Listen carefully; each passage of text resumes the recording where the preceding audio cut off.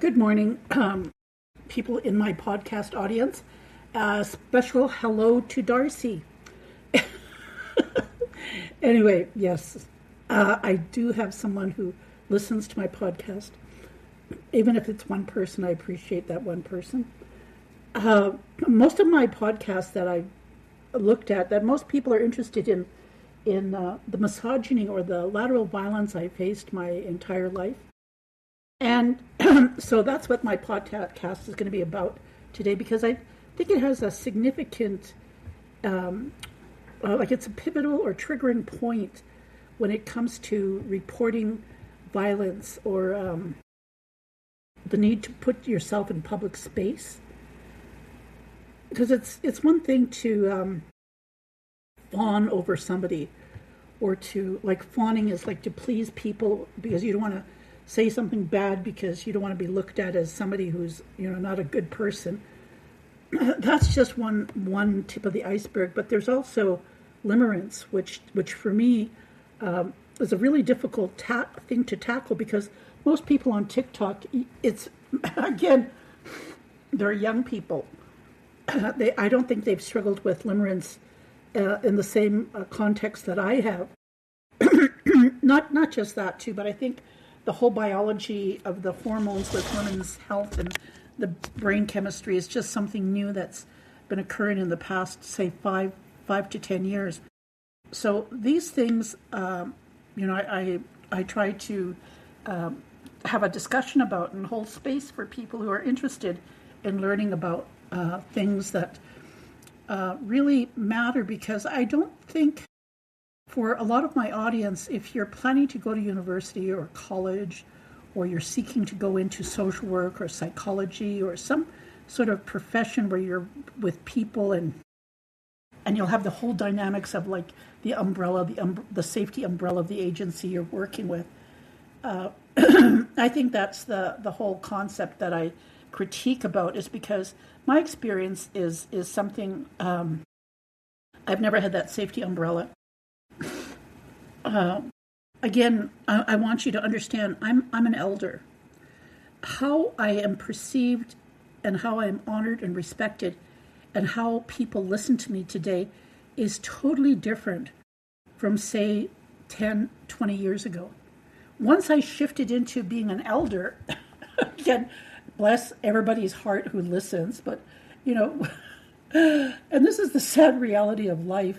It's like, how many more years, days, weeks, years, or months does Marina Crane have on planet Earth? And it's because of that that's that reality of like my time is limited, that people want to sort of pick my brain. Not just my brain, but elders' brains, like, indigenous people. This coming week, the Calgary Stampede is on, and for the first time, one of the teepee owners, she made a comment to me. She said, I was looking through my guest list, and I was checking to see who I needed to give my passes to. She said, and I looked through my guest list, and half of them have died. And she said, do you want to be on my list? And I thought, okay, but the way it sounded was like, okay, I'm on that list, like that list where she'll check off when I pass away. That's the reality of being an elder and talking to other elders too. And it's the same notion as, like, all of a sudden we have this status, with all our frailties, with all our addictions, with all the things that we struggled with throughout our lives. We're being held in a position of honor and grace.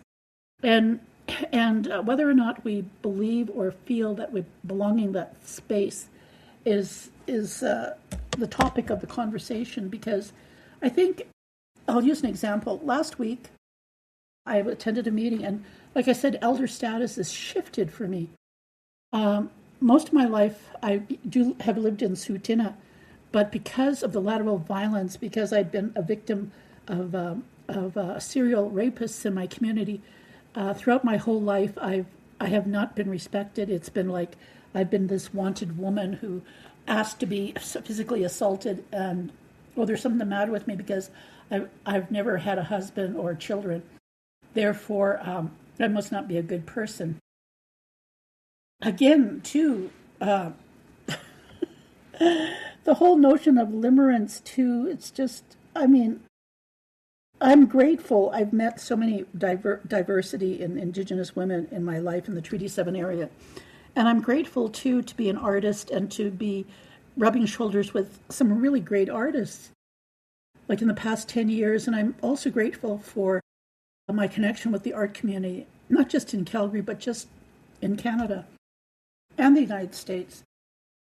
I think a lot of times people don't understand art or the concept of what it is. And sure, yes, it has to do with like the actual, you can be a painter, a sculptor, filmmaker. Like the diversity is so great. Just the notion of having two-spirited artists who practice their craft by using the pronouns of they and them. Now, what happened last week, I'm being invited to meetings now in Tsuut'ina. And a lot of times I think the elders in Tsuut'ina who basically have shunned me, I understand this too. I get shunned by my family because I wasn't a real practicing Mormon. So when somebody says, well, why did you become Mormon? You know, it's just like they think like I was this staunch Mormon, but I regress. I never was. I never went into the temple, never went on a mission. I think I only paid tithing once. Never asked the church for nothing. Never thought, oh my goodness, there's an Native American prophet that's going to be the head of the Mormon church. No, all that facade, all that illusion or delusional way of thinking. No, I'm not, that cult mentality. I think more so too because of the way the foster children who were raised in the Mormon placement program, just like the kids that were in Indian residential school. There's this mentality of uppity, like I'm this, because they're so ashamed of the poverty that they came from. Now, sure, I grew up my whole life poor, but it's the struggle, it's the volunteerism. Like I made mention of volunteering my entire life, creating the first daycare center, the budget. See, these are budgets the proposal writing, the grant writing, and then receiving the money, and then not allowing, but just for the nation to progress. Even at 25, the first detox treatment center, I helped my late mother with that. Again, because of lateral violence and the threat of her losing her job. There's so many things that as women we do to harm other women. And I do want to stress that more so. And I think as an Indigenous woman, when I've given talks to a diverse audience, is usually young Indigenous women who come forward and tell me that, this is what my mother experiences. And that's the reality. My story isn't unique, nor am I unique in the sense of what she's talking about is something new and revolutionary. No. However, because I've never been raised in a colonial construct of working, understand this. When I was a child, we had the Indian agent who trained people who were at least 5 to 10 years older than me. They came into the administration office, and if you had a high school diploma, they trained you on the job to be the administrator for Indian affairs. And so you have a lot of the elders now who have served years in council, who have been the shadow of the Indian agents. I've never had that. I've never been indoctrinated that way. So a lot of things that I talk about, normally if I had been in a job, I would have been scared to say anything or I'd lose my job. Now, I'm educated. I have a degree. I've worked off my community, so I don't have that fear of losing a job. In fact, when I was fired, now I'm using the word fired very liberally because I had a choice. I had a choice of being transferred to a ready-made job. See, that's what people don't understand.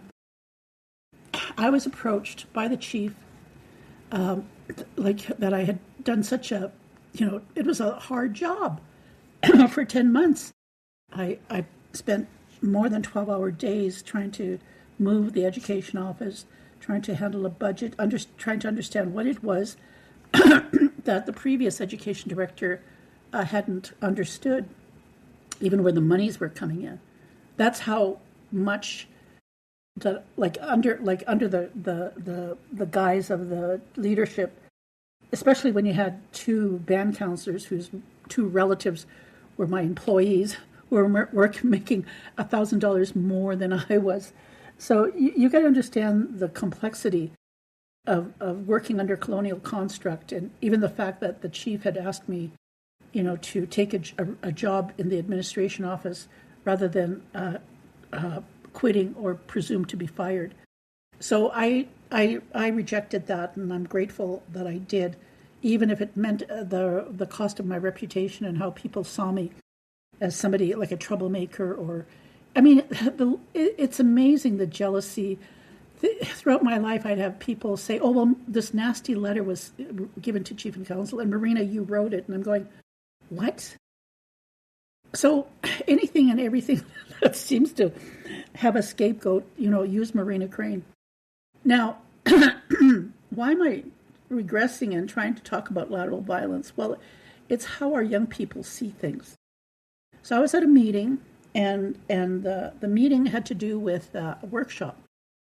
And the workshop had to do with medicines, Indigenous medicines that we gather off the land, and that there were going to be non-Indigenous people taking part in this workshop.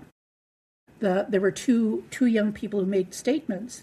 One was the statement of, why are we doing this when we're not even teaching our own young people? Good point. Needs my support as an elder. Second point, a young man says, because I said, when you do these workshops to non-Indigenous people, you need to have boundaries. You need to let them know, just like a land acknowledgement, you need to let them know that what they learn, and how, if they're going to take this knowledge and make their own company from the medicines that the facilitator is teaching, then this is not the purpose of the workshop. I said, these things need to be addressed, even though it seems quite obvious, but it needs to be addressed, because too many times you have people who are pretending. You have Indigenous people who have a status card, who've never lived in Inuit, First Nations, or Métis communities, who flash that status card and say, I'm Indigenous, and I represent Tsuut'ina Nation, or I represent the Treaty 7 area, or I represent, et cetera, yet they've never lived in First Nations, Inuit, or Métis communities. And that was my argument. When young people who have lived in Tsuut'ina are saying, we need to have these workshops, there needs to be some clarification and boundaries.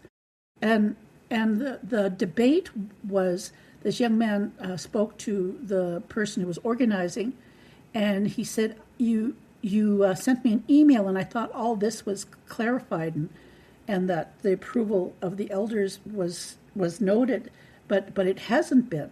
And so he made a comment of that, and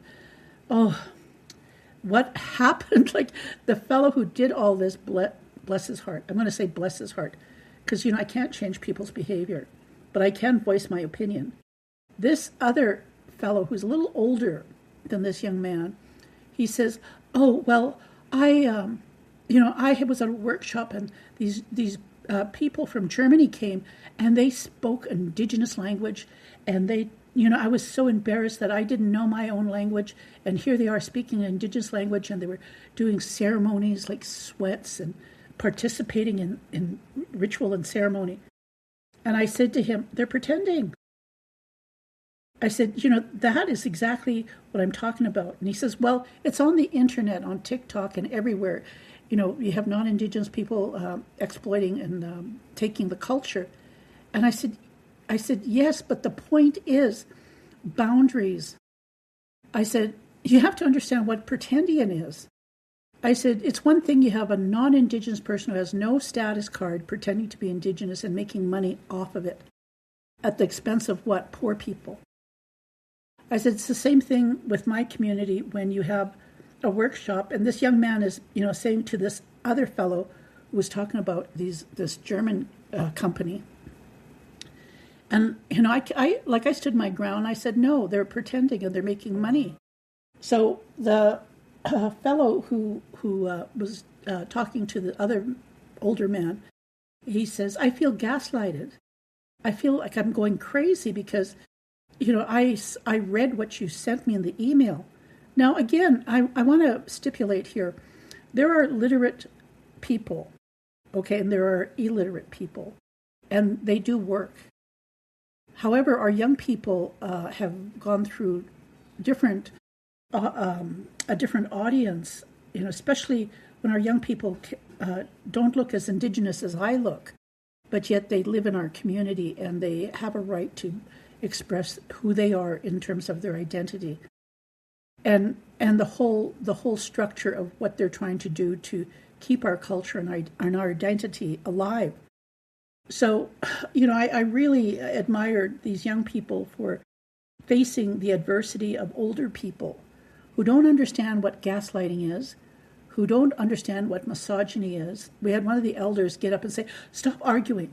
And this guy, when I was director of education, he was such a misogynist. He's married to my aunt, and for an older man like that, who has a history of violence towards women, talking down to this young man, in a sense, I'm thinking, I'm just grateful these young people are experiencing this lateral violence that I've experienced, and that I'm there supporting them in having their narrative. Because I did say this. I said, we do have a right to express ourselves. It is our right. I said, but at the same time, too, when we're doing these things for non-Indigenous people as a community, we do have to put boundaries down, and we do have to put out those protocols and etiquette, and just like land acknowledgement, those things need to be expressed, because there are so many people, because of the Indian Act, who are Indigenous, who have status cards, who try to make money off of being Indigenous when the majority of their lifetime, when they were teenagers, young adults, when they're having children, they were so ashamed to be Indigenous. And now, that they've got social media and, it's out there, they're making money. And I'm going, no, this money, the reason to have these in place is because our young people need to know this knowledge, as well as our young people need to have that money come into them. Our young people need to have that support to get educated. Our young people need to be out there in the community where there's diversity, and they understand what lateral violence is, they understand what bullying is, they understand what misogyny is, they understand what gaslighting is. All these terms, when you grow up in a community and you've never left and you've just worked for the colonial construct, and nobody's challenged you about gaslighting or manipulation, these psychological terms, it's important now that our young people are articulate and coming to the forefront and standing their ground. I didn't have that, especially as an Indigenous young woman. And now that I'm an elder, that status has changed. So they listen to me. And the irony or the paradox of it is I've always been here. I am who I am. And so for young people and just people to step back and listen. One of the comments, the first meeting I went to, said a lot of our elders don't speak up. And it's not just the question of speaking up. I think it's the quality of the thought process. It's the quality of what you're trying to establish in terms of cross-cultural orientation. Because it's one thing too, like I said, truth and reconciliation, it needs to start in our communities. And until we reconcile things that have happened to us, and until people validate us, and I'm saying this because of the status that I have been given, not because of the degree I hold, not because of my living in another country, not because of the less trauma events that I've had in my life. No, because I was moved into this position because of time. I grew old. So those things and how culturally things have changed, and for the good for me, but at the same time too, the reality of the fact that, there's a huge surge of our young people who have a say. And the older people, as grumpy and as violent or lateral violence or whatever issue they have in terms of how they perceive me or how they perceive, say, a non-Indigenous person who's mansplaining them, a non-Indigenous person who's tokenizing them. Because this young man told this developer, I feel like I'm being tokenized. And I said, yes, it's tokenism. I said, until you have a workshop and you have these, you address this narrative of cultural appropriation in these workshops, you're not empowering the presenter or the community in this engagement. I said a lot of the ceremonies and the healing practices come from people who actually have grown up here their entire lives, who come in as a collective and holistic way of approaching things. And that's the absurdity of it, in a way, because even though you have the mental health issues of the older generation, the reality of the fact that they've, we've lived this long, and the reality of something happened miraculously, people have been healing. But for me as an elder, I'm basically stepping back and articulating and deconstructing the healing process within Indigenous communities, and all the more likely too with artists. I'm just so impressed with the way our young artists see and have used ceremony and ritual in healing and in understanding and interpreting their narrative in the spoken word or in their artist statements. So that in itself, I think, is a positive note that we can take away and say, okay, we're at the cusp of all these things that mean so much to our young people, and the diversity. I mean, on TikTok this past week, there's been 150th anniversary of Custer's Last Stand, or the Battle at Greasy Grass, and all the hidden history. People not understanding the oral history that was handed down within the tribes, even through song and dance and rituals and ceremonies. I made a comment on an Instagram post, and understand this, I'm just really fascinated with Instagram. Normally, I would just do my podcast and my blogger, and once in a while I'd use Instagram, but I find that when I use Instagram, it directly goes to my Facebook, and it's out there on my social media platform. So, I'm just using that in itself because I'm reaching people all over the United States. And I know in my podcast I reach other people in Europe as well. And maybe the curiosity of what it is to be Indigenous in Canada. And rightfully so, I have done talks with immigrants from Africa, and I have explained to them the genocide and all those things, those horrible things that happened to my great-grandmother, my grandmother, my mom, like all that, because that's my history. And it was never put in a curriculum, was never taught for immigrants to come when they come into Canada. And likely so, because for me, when I have immigrants who treat me like I'm stupid, or like I'm invisible, or like they have to treat me like even how they talk to me, as if I'm a child, certain things as an elder, that I really wonder, how do you I wonder about them, the immigrants. Do you talk to everybody this way, or is it just Indigenous people that you're talking at? And again, too, I've been a bit of a naive person. You can say I've been a fly on the wall, because I didn't understand the complexity of nonprofit organizations in the city of Calgary or any place else. I do know that when I was on board for the Native Women's Shelter, and just the United Way, and how money was coming into the Native women's shelter. This was before they even built the building on McLeod Trail.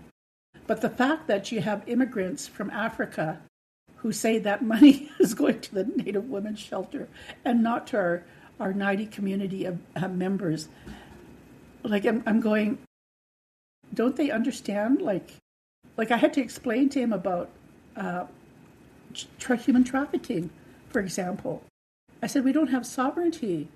I said, you know, our children are being trafficked out of the foster care systems in the city all over Canada at age 14. Now, why would an immigrant from Africa even care about this? I'm going, because this has been an ongoing struggle since, 500 years. The reality of, like, yes, you come from another country, wherever that country is and whatever war-torn country you've come from, and whatever the skin color you have, and you're bringing your biases into my space, I'm thinking, you can look at me and say, I should be thankful. Like I shoulda, woulda, coulda. Like, you're mansplaining me, and yet I'm going, no, you don't get it. I've lived in a time of peace. How I understand things and how people relate to me, and the world around, as if I'm so like something's the matter because I'm not with it. I don't know current affairs. I don't know what's happening in the world. And yet, I try to get this across. When you have microcosms, micromanagement, or micro communities throughout the world where something happens and the whole world looks and goes, what? How did they get away with that? And then you realize there's a bigger picture because it's happening everywhere else. So I try and use that in terms of Indigenous people. Yes, you can look at us and say, oh my goodness. And I'm going, no, that's because of poverty. That is because of poverty and the fact that we do not have white privilege. Now, the lateral violence that I've had to face is not the same lateral violence that a white woman has. Similar to, like, a black woman, yes, I really believe that there are some things that that I just can't even comprehend because it's so horrific. And then there are other things where I'm just like dumbfounded that women allow or manipulate or just use other women to make money, to gain a profit at the expense of the gender. Not realizing, like, no, it's not your name. Whatever your name is, it's attached to the gender, and you need to realize that. Like, it's all encompassing, especially when it comes to trying to protect our children. I'm grateful, like, that I can get on the podcast, and I'm grateful too that there are people who do actually listen to my podcast. It's not easy. Like I said, I struggle. I'm not perfect, and my friend says to me, she says, Marina, everybody has an addiction, and even then too, like, even talking about human sexuality. Do you know, like, as an elder, I cannot talk to some women about how I feel about another person, another human being sexually? Like I don't know if it's ageism or if it's lateral violence or just somebody being jealous or just somebody wanting to hurt me because they're hurting and nobody's rescuing them from their violent relationships within their own home. I'm trying to make it a practice that when people invite me as an elder to come into a meeting, that when they're there, the people who invite me need to be aware of misogyny and gaslighting and whatever else manipulation when I'm talking to my audience, because I said a lot of people who have been traumatized and I trigger them, they start projecting all that anger towards me. They don't even know me, and they just do it. It's just part of the whole. Like, if they have an issue with their grandmother, their auntie, their mom, their sister, their cousins, they project it onto a stranger like myself. And the thing is, like, I can't confront them. Because what good would it do? I mean, even with my own family, and I can't confront my family. I had a dream the other night that my brother gave me a hug. A brother who hasn't talked to me since our mother died, because he's Mormon, and he in the dream he was somehow apologizing for not talking to me, and then I woke up and I thought, oh my goodness, is this a foreboding or forecast that when I'm lying in my coffin he's going to come and give me a hug and say, I am so sorry of how I treated you. And I just thought, that's what people do. Like, really, have the guts to, tell people how you feel. I have two acquaintances in my community who I haven't talked to since I've come back from Las Vegas. And word is out, like, one says, I don't know why Marina's not talking to me. Well, excuse me. If you can't even call me and ask me, then, and even if you ask me and I tell you, you wouldn't even get it because, I've completely kept on, going in circles with her about human sexuality, and she just doesn't get it. Like I said to my friend, I said, I'm so relieved that I can talk to you about how I feel about another human being. I said, because it's important. It's important because when somebody treats you good, especially a man, when a man treats you good and you feel good about yourself, it's nice to share that. But if the people you're sharing it with are vindictive, want to hurt you, want to create a different narrative than what you're telling, want to make it look like you're ugly or you're like a horny old woman, like they want to project something onto you. And I told my friend, I said, I'm really grateful that I can reach out to another human being and talk about such things. I said, because it's really hurtful. I said, a lot of people, I'm not going to break into tears or anything like this, but it's really sad. See, even then it's in my voice too. It is sad. Come on, people. I live alone. I'm lonely. I'm isolated. I become reactive. I'm a human being. But the reality of it is like just the notion that someone would be nice to me and go out of their way to be nice to me. It's amazing that people don't want to listen. Like I said to my friend, I said, I wouldn't, I would enjoy telling people about, the things that, the support I've had. I said, but even to talk about it, I said, they don't even want to, they just change the subject. They don't want to even investigate my feelings, like what I was feeling, what I thought I needed to do, and to have another human being treat me good. I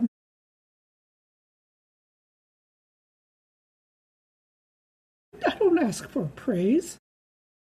I don't. That's why it's so hard, especially when I've had relationships with these Indigenous women, and that they're so much in battle fatigue or so worn out in their daily lives that they don't have time to just be females, just to be women who you go someplace or you talk to, like, you have feelings. I gotta say this though, because because again there could be some fear in why women will not talk about things. So during the pandemic, my friend, we'd be on the phone for 10 hours, and so they can't afford to get COVID. If I get COVID and die, nobody would know that I'm in my room or someplace by myself. Both of us had the same conversation. And we're making a comment about healthy human sexuality. And I said to her, being an older person, and see, this is the whole concept too. I think younger people think that older people stop thinking about sex. Okay. Understand this. I've never been married, okay? So, and I've never, I haven't been sexually active. And so when I talk about that, it's like all of a sudden people are triggered into their recent memories. and it's not my fault, okay? I'm just being me. So I talked to my friend and I said, I said, when I look at, when I hear stories of an elderly couple their children put them in a nursing home, and they find out that the mother becomes promiscuous, even though the father's in the nursing home, and they're shocked that their elderly mother has been having sex with all the men in the nursing home. they're astonished, like, that's not our mother. Well, because the brain chemistry and the brain changes. The whole notion of things that there's no boundaries or barriers. The lining between the left and right hemisphere has been wearing down. So little things like that, even like dementia and Alzheimer's. Like the other day, I was so tired because I stayed up all night. I was talking to my friend and I lost train of my thought twice. And I'm going, oh no. Like, that's one of the reasons for my podcast too, is to talk about things as I'm aging. But getting back to old folks' homes and being elderly and sexually active, another young man put his dad in a nursing home, and the administrator called them and said, we have a problem with your dad. He was in the cafeteria and he was sitting and he got up and he yelled as everybody's eating and he says, I need sex. So they had to figure out something for him, so they got an iPad and hooked him up to pornography, which settled him down. So the different realities of growing old and your behavior, your sexual behavior prior to aging, even like in your 30s or 40s, like it plays a pivotal thing when you're aging, because that energy or that synapses or how your brain structures is still, you're still part of that. So for me, because I haven't been sexually active since I was in my early 20s, I was talking to my niece and I was telling her about the sexual experience I had when I was 19 or 18. And she says to me, well, Auntie, the older you get, the more your brain, as you're aging, reverts back to like a teenager and a child. I'm not saying like 10 or 12, I'm saying like I was 18. So my memory as I'm aging, that 18-year-old, that memory of that sexual experience is more profound than, and I'm thinking, why now? Why now as I'm an elderly woman am I thinking this? Why didn't it happen in my 30s, 40s, or 50s, or even 60s? But that's the psychology of the aging brain, and it's sort of like not an alert or be an aware, but it is an awareness of self-reflection and the importance of developing your own self-reflection, because those are skills that you'll need in how you communicate with other human beings, especially when you're older and you still are attracted to, attractive people. That doesn't go away. You're like when people say, oh, I'm so sad that person only had one child. And I'm going, I have never had children. Well, that's sad. I'm going, what's sad about it? The reality of it is like, if it's the sadness of living with your memory, isn't it important that the memory that you're living is one of joy and one of beauty? So when I talk about healthy human sexuality, I'm embracing healthy human sexuality. I'm embracing the joy of orgasm, the enjoy of hugs, the enjoy of that embrace, the enjoy of the hunt, the enjoy of the seduction and all this stuff that happens. However, that's just my experience. The reality of it is there are a lot of women my age and older or even younger that have gone through horrible childhoods, so much trauma in their lives, so many things that are so forbidden. And people say, well, why is it forbidden? Because, if a person lives to be as old as I am, what memories would I be holding if my life had been traumatized, if I had nothing beautiful in my memory, if I never knew the beauty and the joy of sex? What if my whole life as early development was that of trauma and just physical abuse, mental abuse, all that? Those are the things that I believe are important to talk about in terms of healing and not being afraid to voice your opinion if someone's hurt you, instead of fawning. My mother always fawned, and the same with my aunts and uncles, because, again, white people, you're scared of them. You're doing something that because you don't want to offend them. And I'll give an example. When I went to Las Vegas, the white man that I went with, he took pictures of me, and my white friend says to me, "Marina, that's intrusive." Now, was I fawning? Was I allowing him to take pictures because I was afraid I wouldn't please him?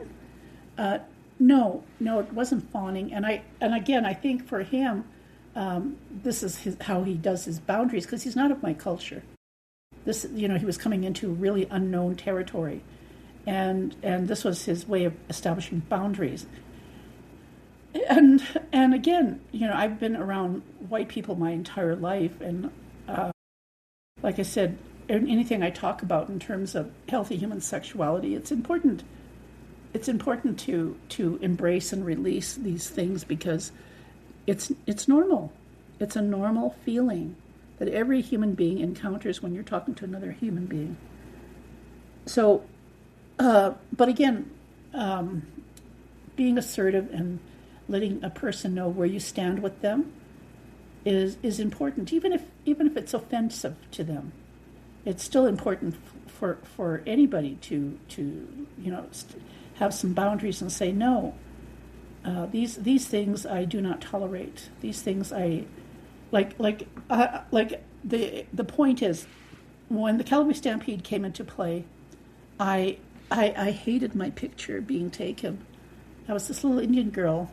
I had white mums with their children. Come on, stand with this little girl. We'll give her a picture.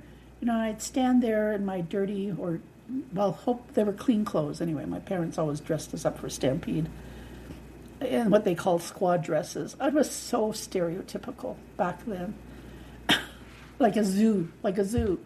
And they'd give, we'd take these pictures, not in outfits or anything, but just in our regular clothing, which was like, stand by the little Indian child. And I just dreaded having pictures taken, because I didn't know what they were doing with those pictures or nothing.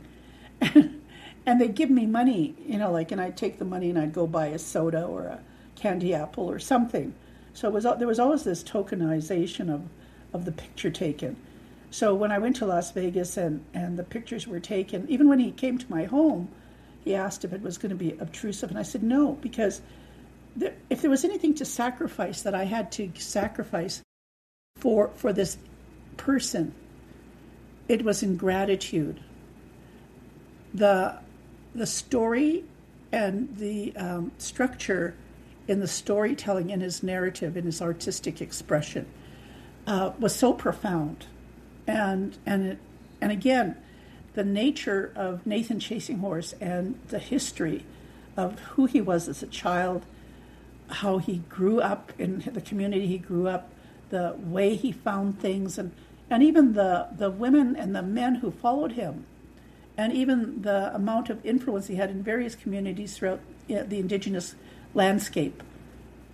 This white man from another country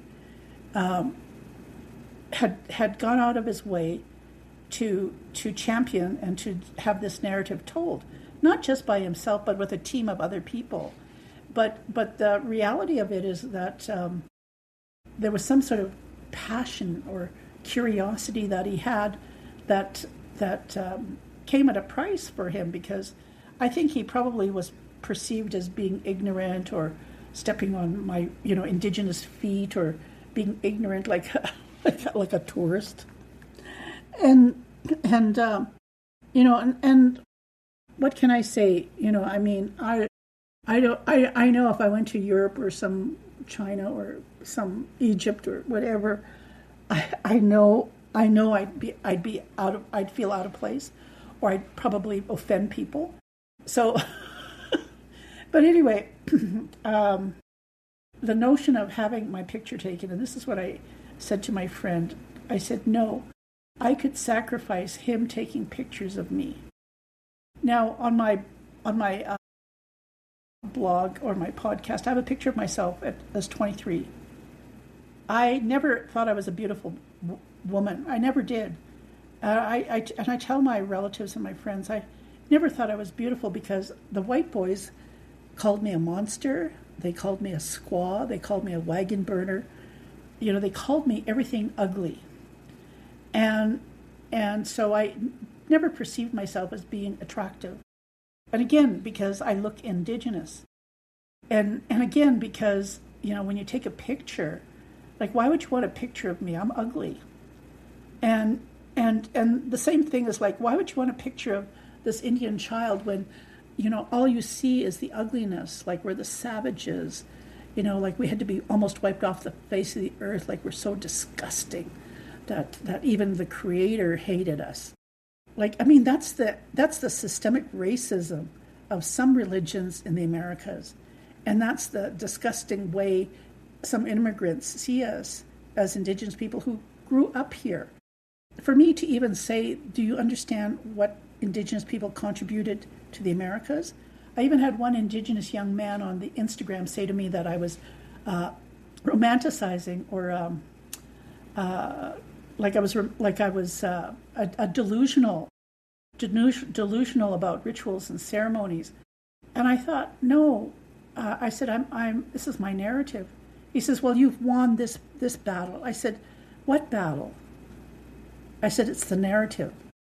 See, and that's the whole point of it, is that there are thousands of Indigenous people now, thousands, who are on the internet, or who are learning things about their culture, learning, like becoming, imagine they're going to build a hospital just to train Indigenous people to be doctors. An Indigenous hospital with Indigenous teachers. Like, how revolutionary is that? I mean, we have astronauts, we have all this, and yet, for decades, because of, we'll say, tokenization, or the whole thing of like, oh, we need to do land acknowledgement.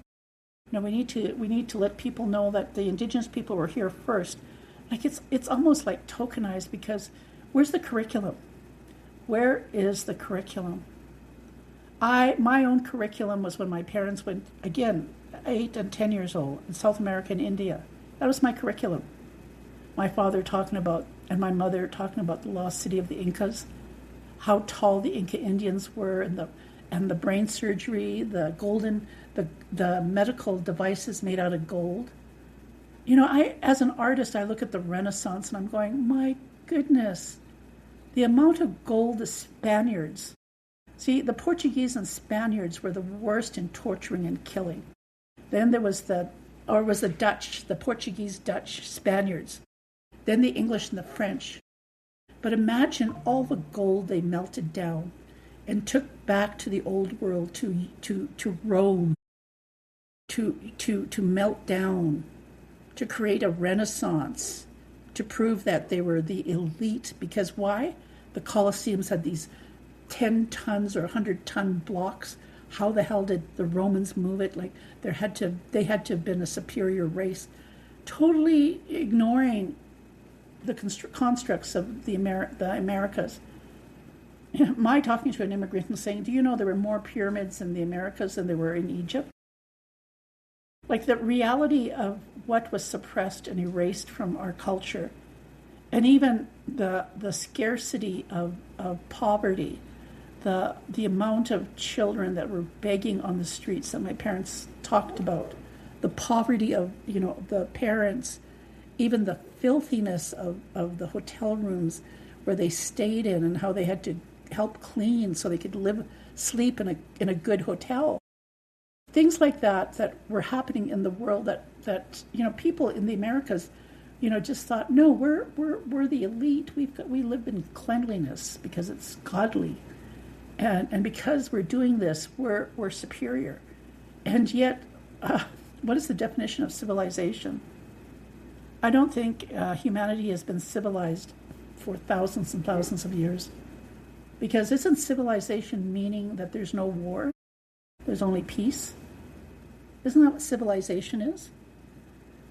See, that's my understanding and my framework when I look at the things that are happening in the world, and how people who champion adversity, who champion victims, who want to see closure and want to see justice, that people become jealous of them, or they hate them, or they want to do them harm. And that's all I've ever done was to warn people about Nathan Chasing Horse.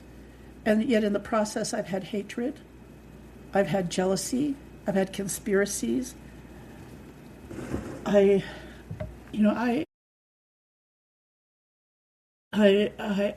know it's difficult for my audience to comprehend, but I want you to understand when those young women were in the courtroom.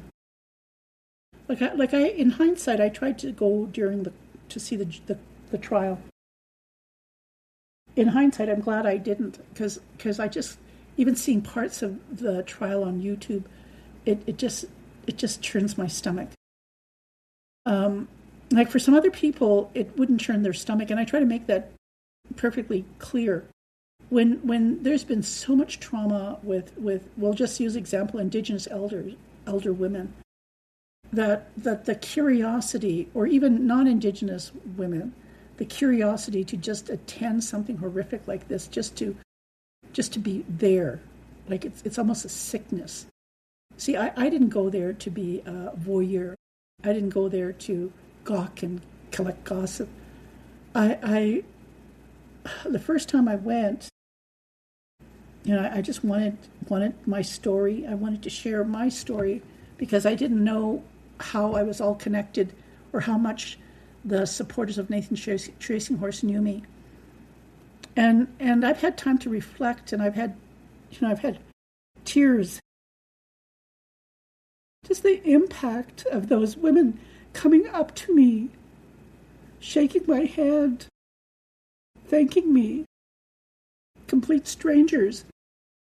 That's why in my podcast, even though I'll say hello to Darcy, there are people out there who are listening, and like I said, it was very touching that they came up to me, especially when I've seen so much adversity, so much lateral violence, so many people thinking horrible thoughts about me, and trying to understand this is the nature of being a human.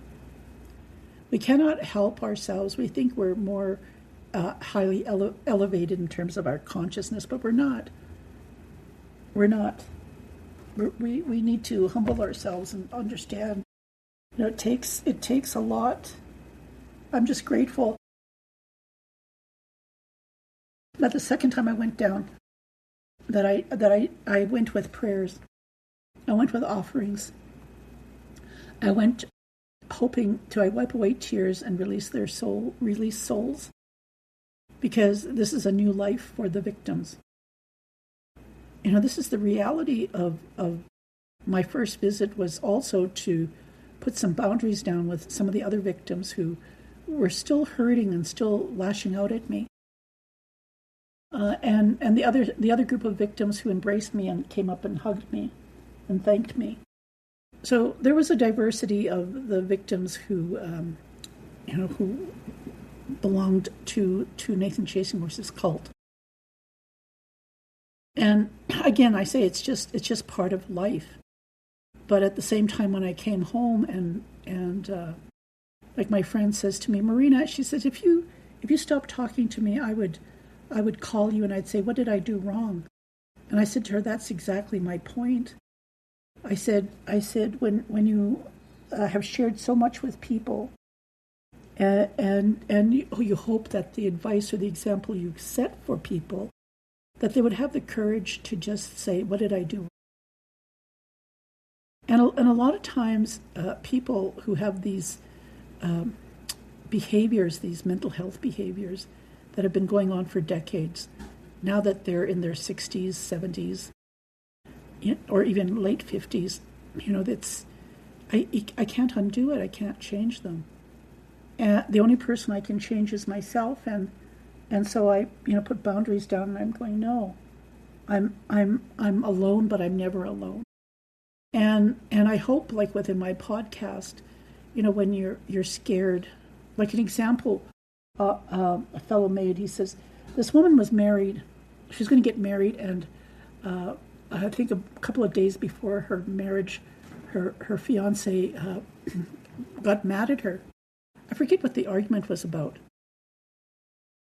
And so throughout their 31 years of marriage, there was always that fear, like he'd treat her bad and all this. See, the thing is, the fear, the few days before their wedding, she could have walked away.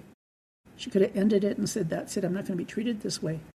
But she spent 31 years being treated this way. So the fear that people initially have in leaving, like the self-reflection is to reflect and say, can I do this? Can I walk away? And even that too, like that's it. The fear is so ingrained that a lot of women refuse to leave and stay in abusive relationships. I'm not saying that all men are bad, but I do think all women have had a participation in this whole grooming and distortion of healthy human sexuality. I think the whole point is to actually have some discourse with your partner. And even then, it's the trust. It's the reality. I mean, just having my picture taken was just the first step. I didn't realize, like even prior to that, I didn't realize like I had to find balance. I had to relive. I had to pull out of my memory banks the joy of sex for me in order to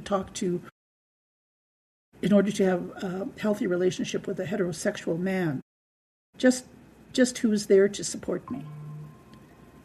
And to be, like realizing like I have to embrace this because he's a healthy human being also functioning, with balancing his life out too. So for what I was able to do in sacrificing my pride and my image to just say, okay, take the pictures. I can't even comprehend like just the how much I have to pay him back. And so that's what I did.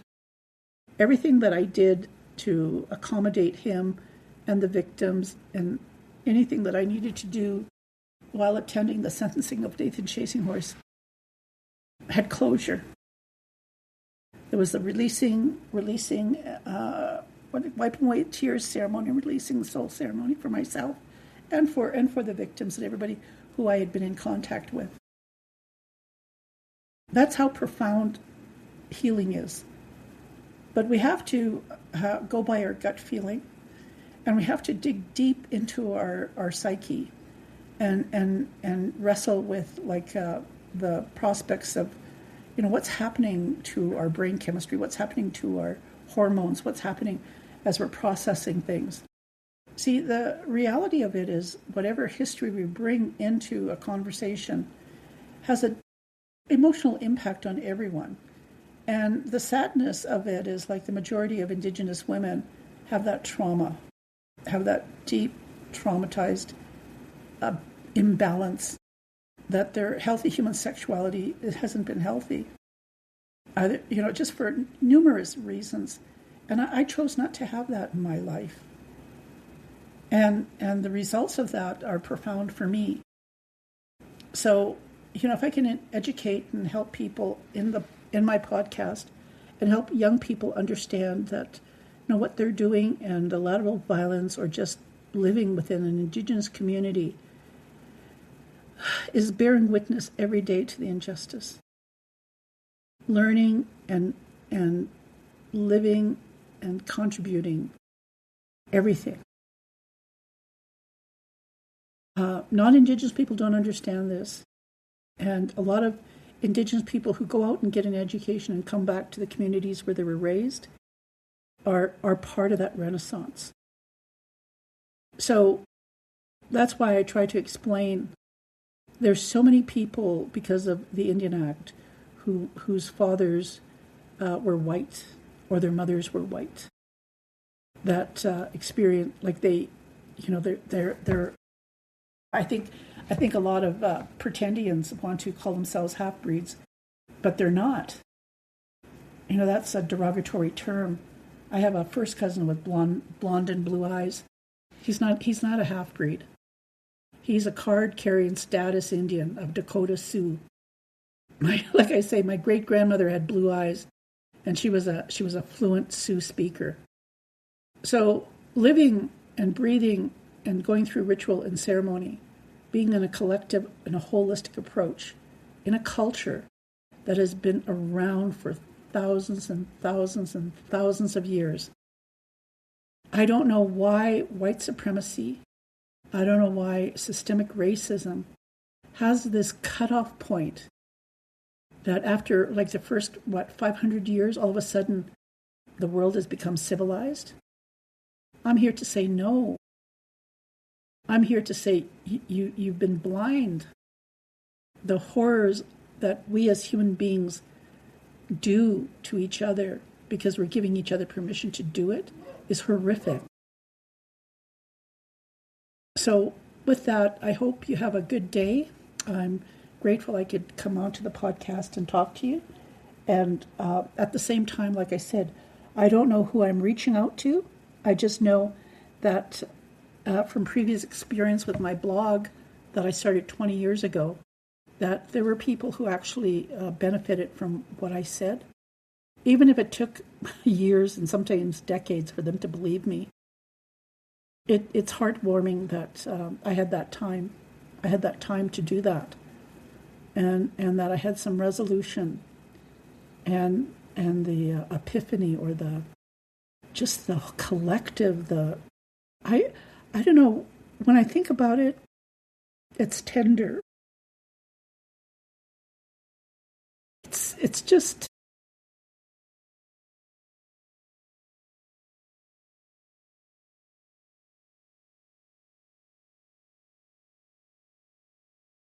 It was just a profound experience.